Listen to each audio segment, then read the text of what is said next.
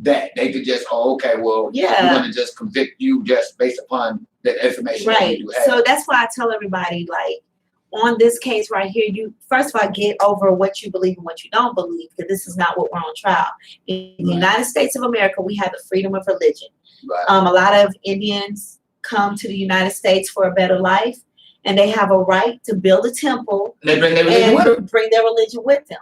And by bringing your religion with you, you're bringing everything that comes with your religion with you. So, like he said, this temple in Riverdale didn't like his growth. That's why I said when I started reading some of the statements, that's an inside job. Because ain't no white man, unless he's married to an Indian woman, because there are white men that like culture. So if they married to a black woman, they'll go to her, stuff. But they wouldn't be the ones that to do that. These are people of Indian descent making these complaints. So could it have been an inside job? That's why I made that comment to him. Because these are Indian people that said this. These are 7 Indian people that came out and made these statements against you. So could it have been an inside job where they were working with the mom? That seems more likely. Because all you have to do is make a complaint. Once you make that complaint, they have to act on it. So if you're working with these folks and a complaint is made, they knew what their ultimate goal was. But see, they couldn't. They can't. If I go to Creflo Dollar's church and I make a complaint that I don't like what he preached on Sunday, they can't go do nothing to that man because of that. But what they can do is look into his, wait a minute, this man about another private jet. Wait a minute, he done bought this. I need to make sure that because the church is supposed to be nonprofit. So I need to make sure that what you're doing with the money, that you're not spending these people's money on this private jet. That the money's accounted for. And if you did, then it can only be a small percentage of the church's money that you used by this private jet. So based upon him telling you, if you're going to come talk to me, you got to pay me. Well, no, you just lost me. No, because what I'm saying, as him being the individual who you said, if they want to come speak to him, they have to pay. But they know this because they're Hindu. So part of that money belongs to this temple, and part of it belongs to him because it's not a donation. If that's your service, if you say, Demita, if you want me to play your song on ARS Atlanta, you have to pay. That's a business transaction. If I donate to ARS Atlanta, that's a donation. So you can only use that donation for whatever for business reasons. You can't go buy you a car with the donation money. But you can say, hey, I played these artist songs and I made $20,000, so I bought me a $20,000 Honda. You can do that. Or rap bands, but you can't say, hey, I got $20,000 in donations and I bought me a $20,000 Honda, unless that Honda is going to be used for business purposes. And that's what we're talking about back with the PPP loan. You have to for the purpose of what it was intended for. Exactly. So, and on that note, I went to court with Arkansas Mo this week from Love and Hip Hop Atlanta. So he may have to go to prison, because I was confused because the judge kept saying, I can send you back to prison. So he is currently also sitting in a holding facility. His sentencing is on September the 8th, and his plea deal was anywhere from 0 to 12 years.